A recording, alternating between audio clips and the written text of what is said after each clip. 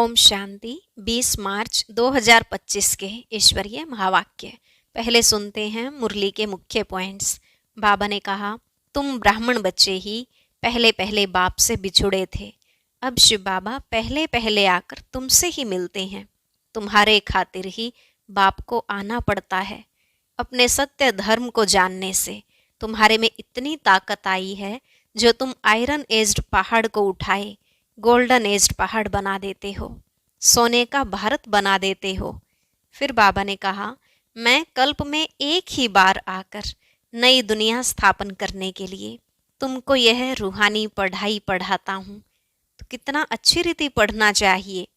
बाप को कहा ही जाता है मर्सीफुल। वह तुम बच्चों के सब दुखों को खलास कर 100% सुख देने आए हैं, तो पूरा सुख लेना चाहिए ना। बाकी इस दुनिया में तो अल्पकाल का क्षणभंगुर सुख है। यह थोड़े ही साथ चलेगा, साथ चलेंगे यह अविनाशी ज्ञान रत्न। हाँ, विनाशी धन भी साथ उनका जाएगा जो इस समय बाप को मदद करते हैं।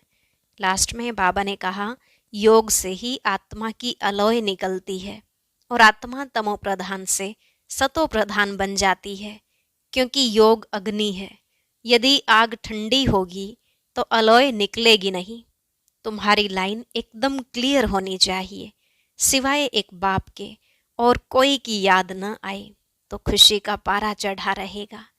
अब सुनते हैं महावाक्यों को विस्तार से। बाबा ने कहा, मीठे बच्चे, इस पुरानी दुनिया में अल्पकाल क्षणभंगुर सुख है, यह साथ नहीं चल सकता। साथ में अविनाशी ज्ञान रत्न चलते हैं, इसलिए अविनाशी कमाई जमा करो। प्रश्न, बाप की पढ़ाई में तुम्हें कौन सी विद्या नहीं सिखाई जाती है? उत्तर, भूत विद्या। किसी के संकल्पों को रीड करना यह भूत विद्या है। तुम्हें यह विद्या नहीं सिखाई जाती। बाप कोई थॉट रीडर नहीं है, वह जानी जाननहार अर्थात नॉलेजफुल हैं। बाप आते हैं तुम्हें रूहानी पढ़ाई पढ़ाने, जिस पढ़ाई से तुम्हें 21 जन्मों के लिए विश्व की राजाई मिलती है। ओम शांति। भारत में भारतवासी गाते हैं, आत्माएं और परमात्मा अलग रहे बहुकाल। अब बच्चे जानते हैं, हम आत्माओं का बाप परम पिता परमात्मा हमको राजयोग सिखला रहे हैं, अपना परिचय दे रहे हैं और सृष्टि के आदि मध्य अंत का भी परिचय दे रहे हैं। कोई तो पक्के निश्चय बुद्धि हैं, कोई कम समझते हैं। नंबरवार तो है ना। बच्चे जानते हैं, हम जीव आत्माएं परम पिता परमात्मा के सम्मुख बैठे हैं। गाया जाता है, आत्माएं परमात्मा अलग रहे बहुकाल। अब मूल वतन में जब आत्माएं हैं तो अलग होने की बात नहीं उठती। यहाँ आने से जब जीव आत्मा बनते हैं तो परमात्मा बाप से सभी आत्माएं अलग होती हैं। परम पिता परमात्मा से अलग होकर यहाँ पार्ट बजाने आते हैं। आगे तो बिगर अर्थ ऐसे ही गाते थे, अभी तो बाप बैठ समझाते हैं। बच्चे जानते हैं, परम पिता परमात्मा से हम अलग हो यहाँ पार्ट बजाने आते हैं। तुम ही पहले पहले बिछुड़े हो तो शिव बाबा भी पहले पहले तुमसे ही मिलते हैं। तुम्हारे खातिर बाप को आना पड़ता है। कल्प पहले भी इन बच्चों को ही पढ़ाया था, जो फिर स्वर्ग के मालिक बने। उस समय और कोई खंड नहीं था। बच्चे जानते हैं, हम आदि सनातन देवी देवता धर्म के थे, जिसको डीटी रिलीजन, डीटी डायनेस्टी भी कहते हैं। हर एक को अपना रिलीजन होता है। रिलीजन इज माइट कहा जाता है। धर्म में ताकत रहती है। तुम बच्चे जानते हो, ये लक्ष्मी नारायण कितनी ताकत वाले थे। भारतवासी अपने धर्म को ही नहीं जानते, किसकी भी बुद्धि में नहीं आता बरोबर भारत में इनका ही धर्म था। धर्म को न जानने के कारण इररिलीजियस बन गए हैं।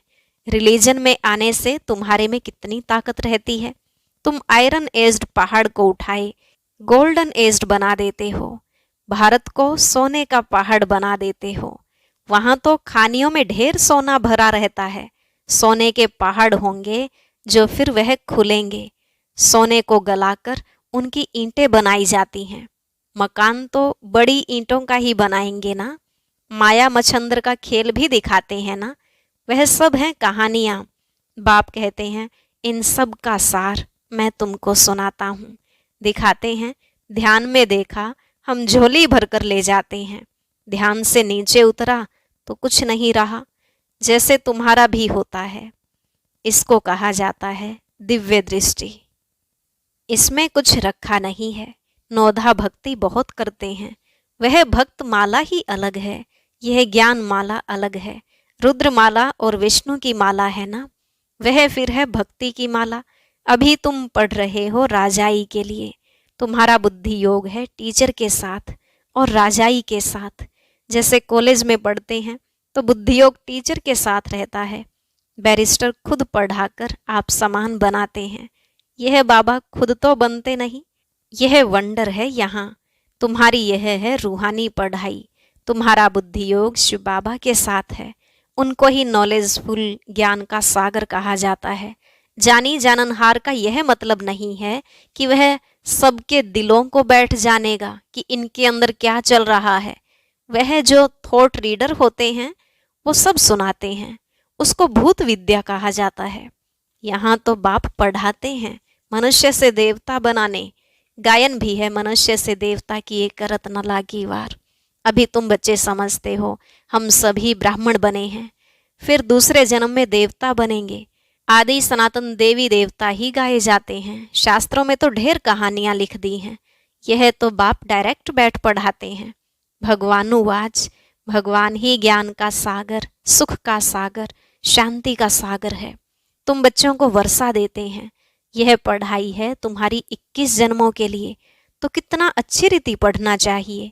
यह रूहानी पढ़ाई बाप एक ही बार आकर पढ़ाते हैं, नई दुनिया की स्थापना करने लिए। नई दुनिया में इन देवी देवताओं का राज्य था। बाप कहते हैं मैं ब्रह्मा द्वारा आदि सनातन देवी देवता धर्म की स्थापना कर रहा हूँ। जब यह धर्म था तो और कोई धर्म नहीं थे, अभी और सब धर्म है। इसलिए त्रिमूर्ति पर भी तुम समझाते हो। ब्रह्मा द्वारा स्थापना एक धर्म की, अभी वह धर्म है नहीं। गाते भी हैं मैं निर्गुण हारे में कोई गुण नाही, आप ही तरस परोई। हमारे में कोई गुण नहीं कहते तो बुद्धि गॉड फादर की तरफ ही जाती है। उनको ही मर्सीफुल कहा जाता है। बाप आते ही हैं बच्चों के सब दुखों को खलास कर 100% सुख देने। कितना रहम करते हैं। तुम समझते हो बाबा के पास हम आए हैं तो बाप से पूरा सुख लेना है। वह है ही सुख धाम, यह है दुख धाम। इस चक्र को भी अच्छी रीति समझना है। शांति धाम सुख धाम को याद करो तो अंतमति सोगति हो जाएगी। शांति धाम को याद करेंगे तो जरूर शरीर छोड़ना पड़े, तब आत्माएं शांति धाम में जाएंगी। एक बाप के सिवाय और कोई की याद न आए, एकदम लाइन क्लियर चाहिए। एक बाप को याद करने से अंदर खुशी का पारा चढ़ता है। इस पुरानी दुनिया में तो अल्पकाल क्षण भंगुर सुख है, यह साथ नहीं चल सकता। साथ यह अविनाशी ज्ञान रत्न ही चलते हैं, यानी यह ज्ञान रत्नों की कमाई ही साथ चलती है, जो फिर तुम 21 जन्म प्रारब्ध भोगेंगे। हाँ, विनाशी धन भी साथ उनका जाता है जो बाप को मदद करते हैं। बाबा हमारी भी कौड़ियाँ ले वहाँ महल दे देना। बाप कौड़ियों के बदले कितने रत्न देते हैं। जैसे अमेरिकन लोग होते हैं, बहुत पैसे खर्च कर पुरानी पुरानी चीज़ें खरीद करते हैं। पुरानी चीज़ का मनुष्य बहुत दाम ले लेते हैं। अमेरिकन लोगों से पाई की चीज़ का 1000 ले लेंगे। बाबा भी कितना अच्छा ग्राहक है, भोलानाथ गाया हुआ है ना। मनुष्यों को यह भी पता नहीं है, वो तो शिव शंकर एक कह देते हैं, उनके लिए कहते भर दो झोली। अभी तुम बच्चे समझते हो हमको ज्ञान रत्न मिलते हैं जिससे हमारी झोली भरती है। यह है बेहद का बाप।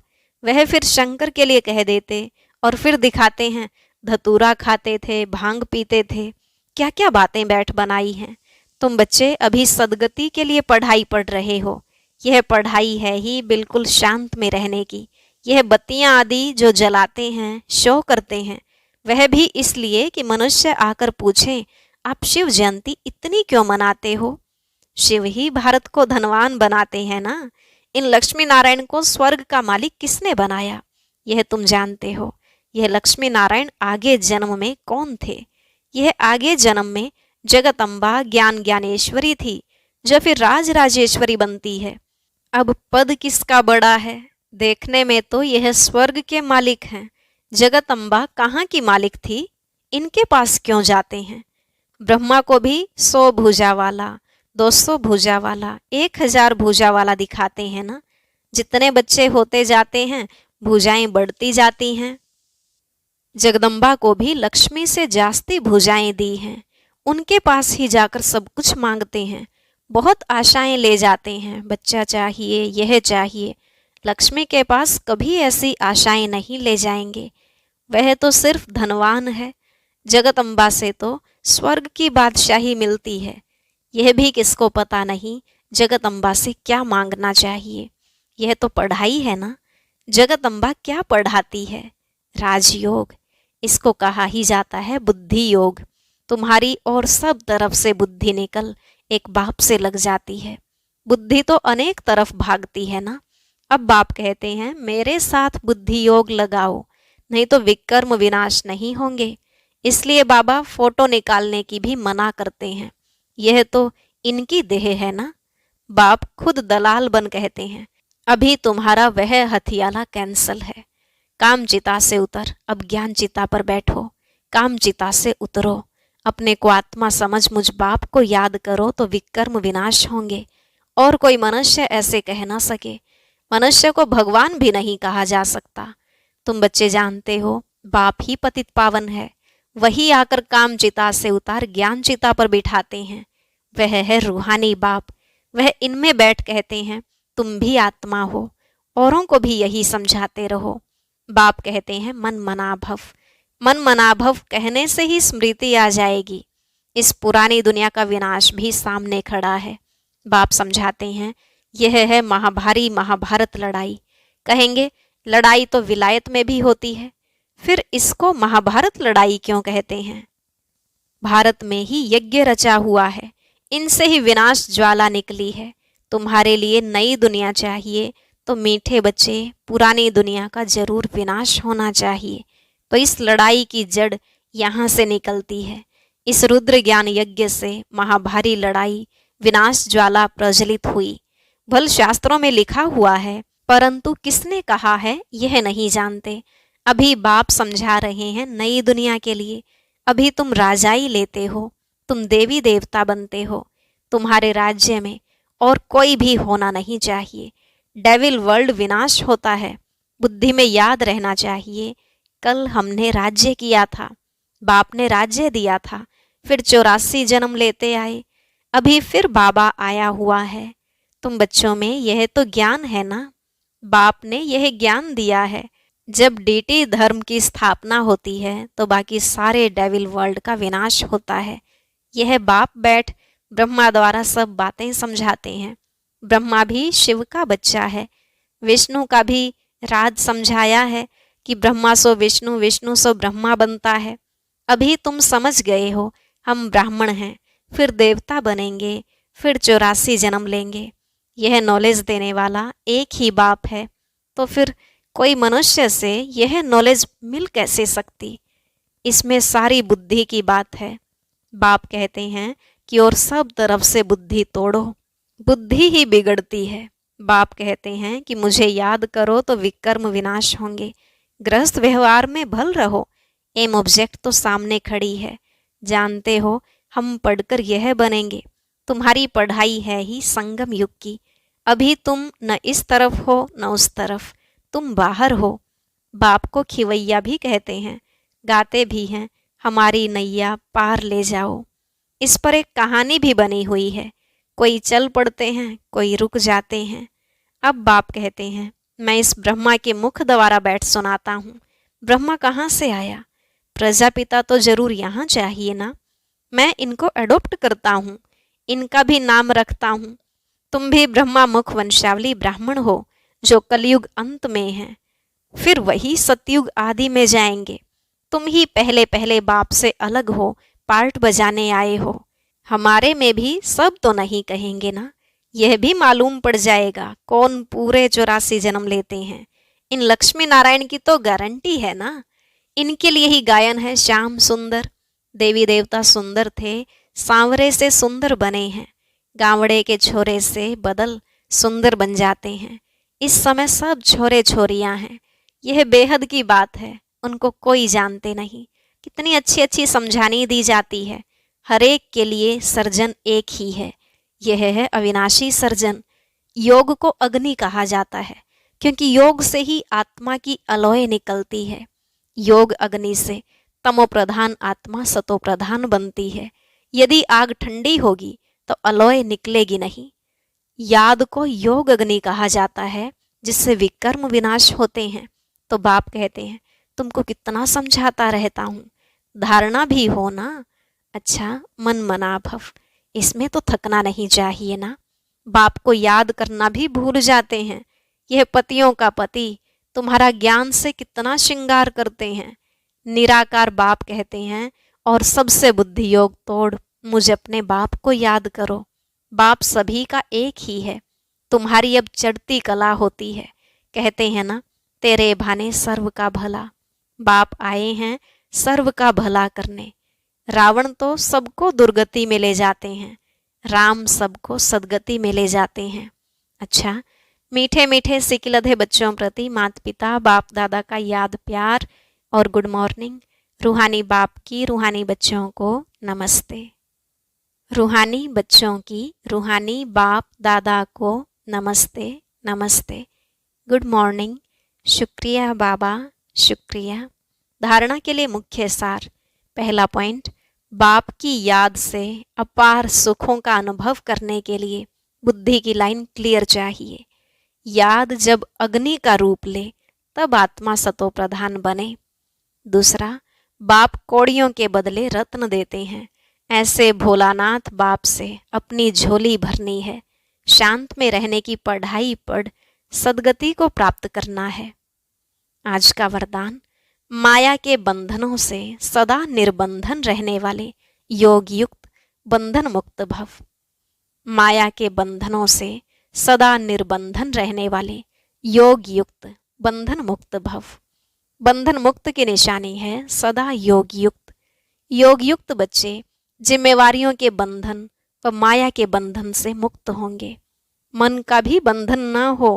लौकिक जिम्मेवारी तो खेल है, इसलिए डायरेक्शन प्रमाण खेल की रीति से हंसकर खेलो तो कभी छोटी छोटी बातों में थकेंगे नहीं। अगर बंधन समझते हो तो तंग होते हो। क्या क्यों का प्रश्न उठता है, लेकिन जिम्मेवार बाप है, आप निमित्त हो। इस स्मृति से बंधन मुक्त बनो तो योग युक्त बन जाएंगे। स्लोगन, करन करावन हार की स्मृति से भान और अभिमान को समाप्त करो। करन करावन हार की स्मृति से भान और अभिमान को समाप्त करो। अव्यक्त इशारे, सत्यता और सभ्यता रूपी कल्चर को अपनाओ। अपवित्रता सिर्फ किसको दुख देना या पाप कर्म करना नहीं है, लेकिन स्वयं में सत्यता स्वच्छता विधि पूर्वक अगर अनुभव करते हो तो पवित्र हो। जैसे कहावत है, सत्य की नाव डूबती नहीं है लेकिन डगमग होती है। तो विश्वास की नाव सत्यता है, ऑनेस्टी है, जो डगमग होगी लेकिन डूबेगी नहीं। इसलिए सत्यता की हिम्मत से परमात्मा प्रत्यक्षता के निमित्त बनो। अच्छा, ओम शांति। अब सुनते हैं आज की अव्यक्त मुरली। इसके लिए ऊपर दिए गए बॉक्स पर क्लिक करें।